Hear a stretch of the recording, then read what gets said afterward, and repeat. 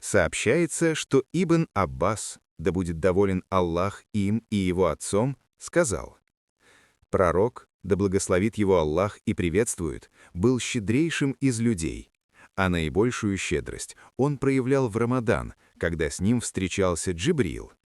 И он встречался с ним каждую ночь Рамадана, пророк, да благословит его Аллах и приветствует, читал ему Коран. И когда он встречал Джибриля, он был более щедрым на все благое, чем вольный ветер».